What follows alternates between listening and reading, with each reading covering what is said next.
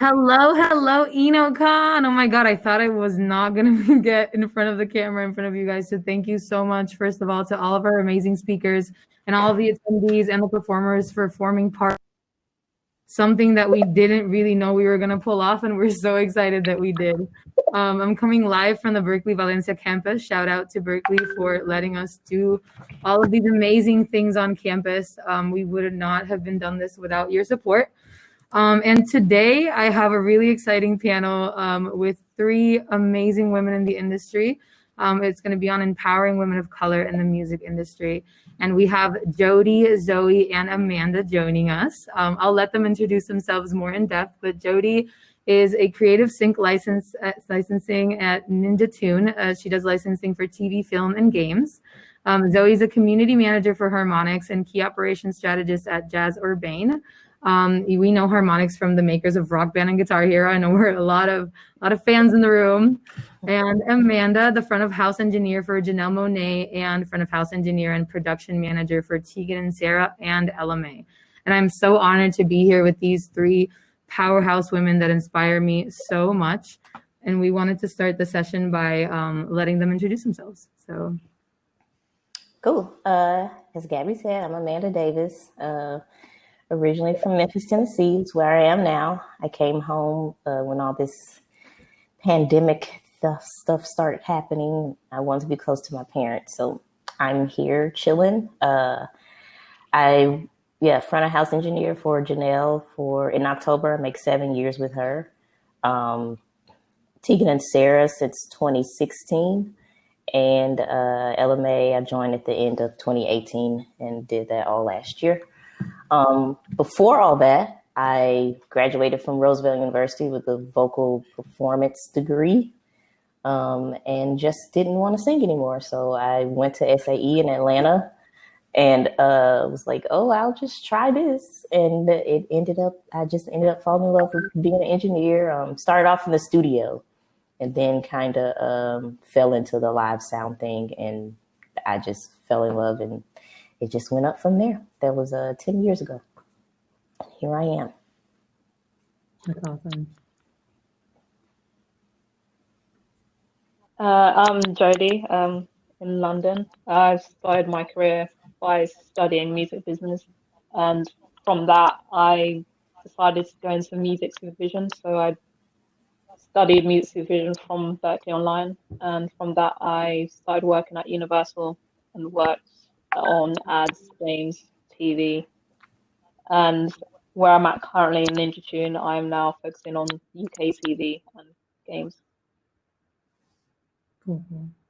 Dope. My name is Zoe Schneider. I'm a community manager at Harmonix Music Systems, which, as you said, is the makers of Rock Band, Guitar Hero. We're working on a new title, Fuser, so I do all of the community engagement on that front. But I also work for Jazz Urbane Recordings and Cafe, which they're opening a performance venue in the Nubian Square in Boston. And they have been a recording label and performance sort of collective in Boston for the last 15, 20 years. Entirely Black owned and Black run, which is super important to me and very, very rare in Boston. So it's a really cool opportunity for me to engage with different jazz artists around the country.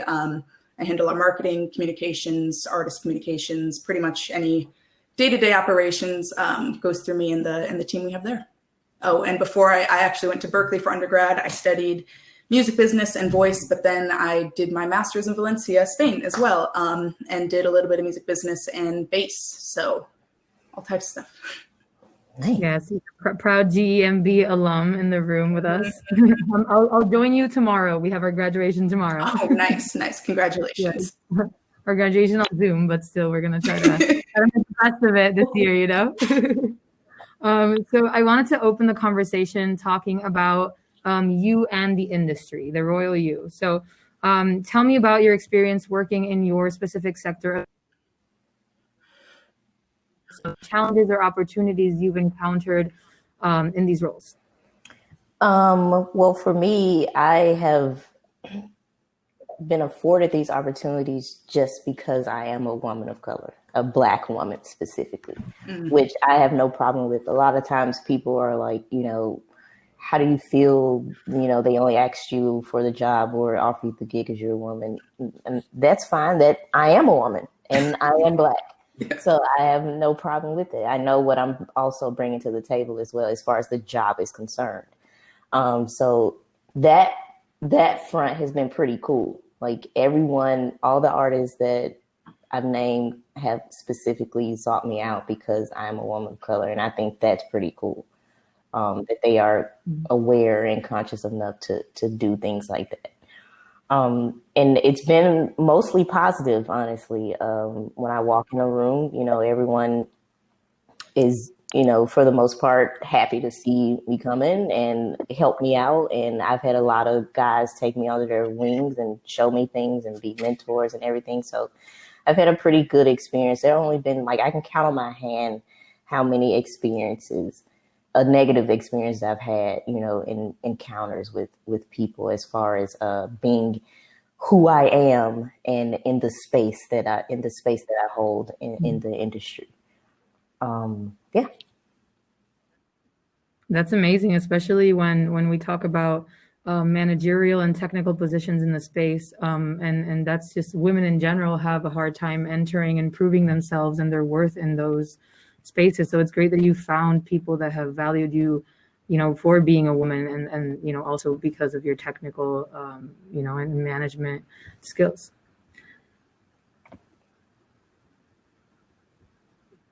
Did anybody want to add something for the first writing experience? Yeah, personally, it's been quite a challenge for me because, you know, since uni, I've been trying and looking for jobs, and even still, like in my field of sync music supervision, there are still so few Black music supervisors out there.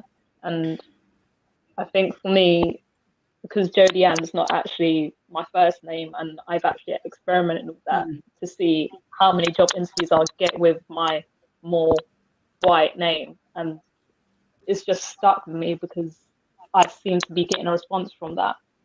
And I guess I am fortunate in being where I am today, but I still think there is a lot of work to be done in being inclusive to people of color and Black women. And yeah, that's been my experience so far. Yeah. I mean, I say that, like, my experience is sort of, you know, a mix between the two, where there are certain spaces I enter professionally where it's never thought of, it's not really it's relevant at all. And then there's other I enter, and even if other people don't feel it, I surely do. I mean, I work in games. There's less than 1% Black game developers across the industry. You're looking at, you know, we talk about the music industry, and that has that split of, you know, 70% male, 30% female. All of a sudden, you know, whatever identity you're sitting at, you have less than 1% representation in community around you. You feel it, you know, and sometimes it's in big ways where somebody says something or does something, or maybe something happens and you have that thought like, if more Black people worked here, this wouldn't have happened. Just getting more eyes on it, just more perspective. I mean, that's the reality of it.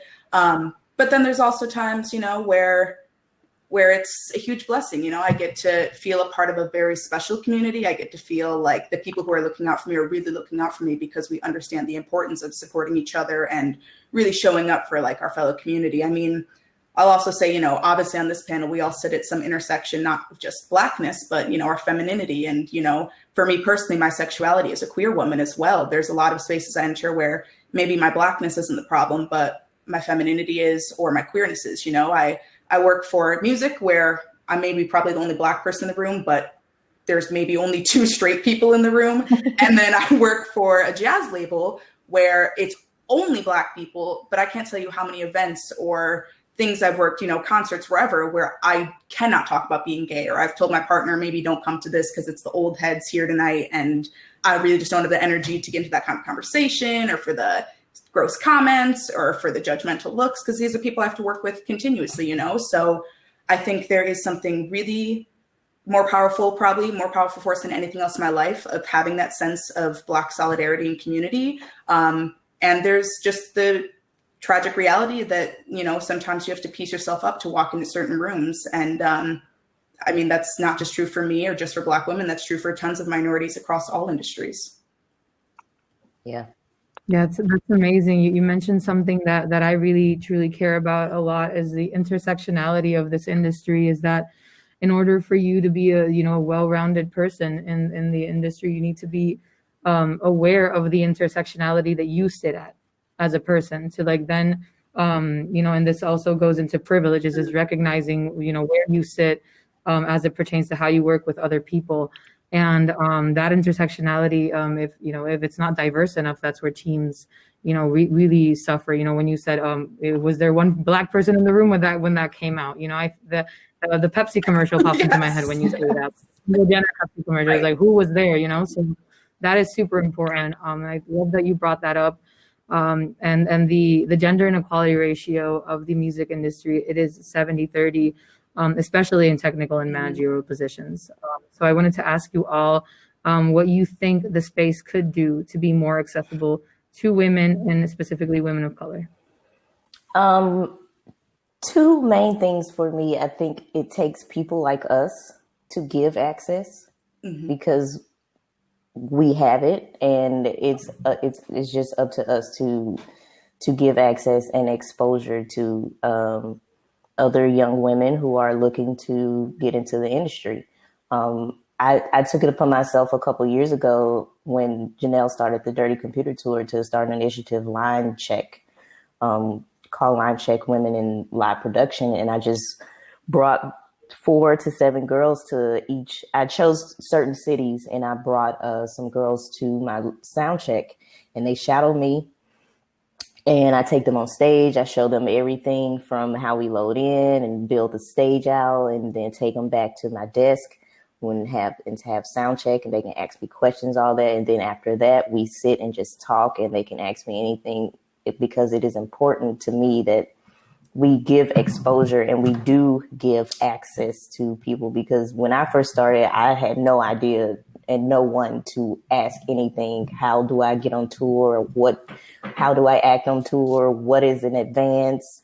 What's a production packet? Like, I had no one to ask those questions. So I feel like I don't want other girls who are looking to have this career, or who don't even know that this can be a viable career, feeling alone like I did, or, just feeling lost. So I think it's up to people like us to give access. Also, I think it's up to artists to make decisions to hire people like us, because that's really where it starts. Like, if you are walking into your sound check or into a venue and you look around and see all these, white boys on your crew, that's up to you. It can't only fall on us. It's up to the artists. So I give kudos to Janelle and Tegan and Sarah, because they specifically sought out to hire me and other, especially Janelle. Like, we have a Black crew. We have some white, like, in the last year has been more diverse, but like, it used to be like all of us Black people walking in, and people would really, kind of turn their head and look kind of weird. And it's like, who are all these, it just doesn't happen. It's not any, Black crews out here on tour. So I think it's up to people like us and the artists to be more aware and conscious to hire people on the live sound part of it. Yeah, I agree with that as well. It's more of a question of like, where can these jobs like be accessible? Right. We know, like, there are things being advertised on, like, She Said So for women, but like, what about women of color and Black women? Like, where are they advertised? And for the hiring staff as well, are they making sure the candidates are balanced? Are there like a diverse amount of people? So yeah, those are my 2 cents. No, I mean, I completely agree with both of you. Amanda, I could not have said it better myself. Like, mentorship is key. That is everything, through my lived experience. That's been any tour I've been on, it's been with a Black woman. Any, really amazing people I've met that have really taken me under their wing, it's been Black women who recognized, like, I see bits of myself in you, and I'm going to make sure it's easier for you than it was for me. And that, I think, is really our responsibility to pass on, like, even in my career, I walked into my office at Harmonix, and the first thing I noticed was the one other Black woman who was there, and when I walk in, exactly, when I walk into a room, I notice all the Black people there immediately, you know? Exactly. And if that's not your lived experience, you don't do that. And it was something that I brought to my senior management team immediately, you know? It actually was highlighted because it was around Halloween when I started, and I had all these cool ideas for what I was going to be. And I was like, damn it, not one person I work with is going to understand most of these. Like, you're not going to get this. And so I was trying to go for a little Whitley vibe from a different world. Like, they were not going to be with it. But, you know, I brought this to their attention. And I will say, you know, in the case of this company, they were super receptive to it. And I think that as frustrating as it is, you know, we often think this isn't my job, but it also is partially my responsibility. So the second I said it, they're like, oh my God, like, yeah, what can we do? Here's the resource we have available. We'll support you however we can. And like really meant it. I was super impressed because that's not always what you're met with. But it does take getting out of your own head a little bit and noticing, you know, we can talk about how Black women can bring up Black women all the time, but the bottom line is we don't have the most opportunities to offer other people. We're not in the gatekeeping positions to offer all these, here, you do this internship, you're going to be CEO of Epic. Like, no, that's not it. And I mean, that's another part of it too. We can talk about what we as individuals can do, but it's about that systemic change, you know, until you don't need 3 unpaid internships that had you living in one of the most expensive cities in America, working 50 hours a week, not able to do anything else. How are you going to tell me that the playing field is even? Because it's just not. I mean, we're living in a country where, you know, Black families are looking between 10 to 20% of wealth that white families have, and how that plays into how people pay for education and opportunities. Like, we feel it on a daily basis, like everybody does, whether you're aware of it or not, it is happening. And I really think that it has to be coming down to systems. I mean, you see my very proud Berklee College of Music degree behind me, but never once did I have a Black teacher who wasn't a voice instructor, or a Black female teacher, excuse me. In my master's, I did not have that Black mentorship. And this isn't a dig at Berklee Valencia. I know Amelia and Alex are watching. I love you, love the program. But in this conversations we've had where it's like, where are these opportunities for growth? What does that mean for making it more equitable, you know? And again, with Berklee Valencia, they implemented scholarships specifically for women of color. And like those opportunities that are more than, you know, 30 minutes of my time for coffee, you know, every month for some Black student coming from Berklee undergrad who's interested in video games, that's where I think that real change is going to happen. Like, that's what's going to get you the, you know, $50,000 job versus the $30,000 job, like those, and that's going to affect you for the rest of your life. So I think that, yeah, we can do a lot as people, but we cannot also pretend that it stops there. It has to be deeper than individual action. Right. Yeah. And it's, I completely agree. And it just takes things like this to even show these girls or women that these are viable careers, because they just don't know. It's just a matter of being exposed. They don't know that you have a career in gaming, or, you know, be on a label, or, you know, be a front of house engineer. They don't even know what front of house engineer is. So it's, you know, it's like you have to, people still don't know when I tell them my title. I'm like, I'm the sound person. Right. And then they're like, oh, but, you know, it's being exposed and knowing that this is a viable career, and you can be successful in this and not have to be the person on stage, not have to be the artist, and not have to be the head of the label.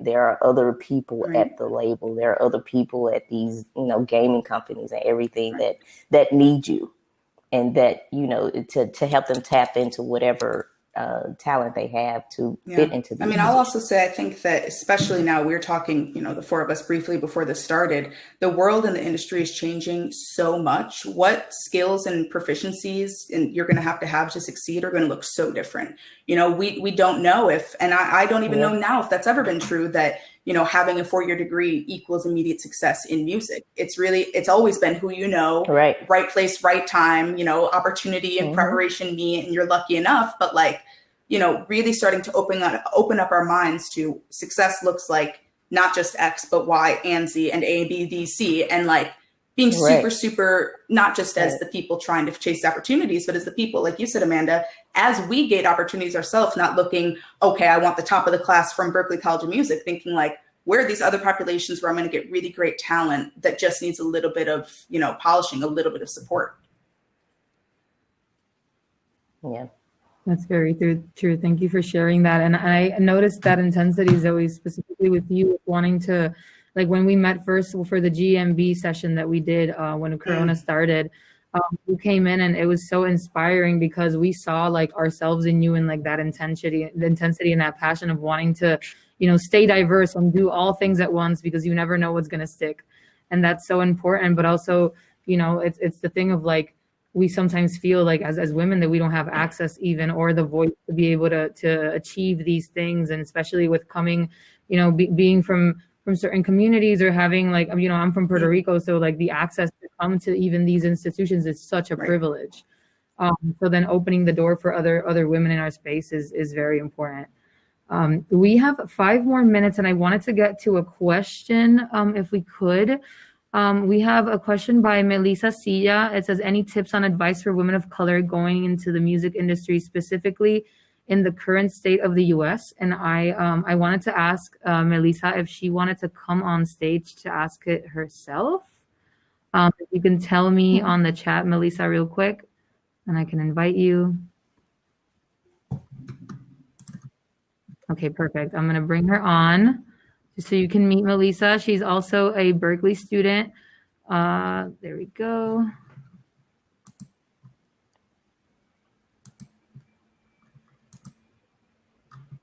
Hi. Okay, we're ready. Hello. Hi, girl. Hi. Thank you so much for coming today and speaking to us. My question revolves more so around the U.S.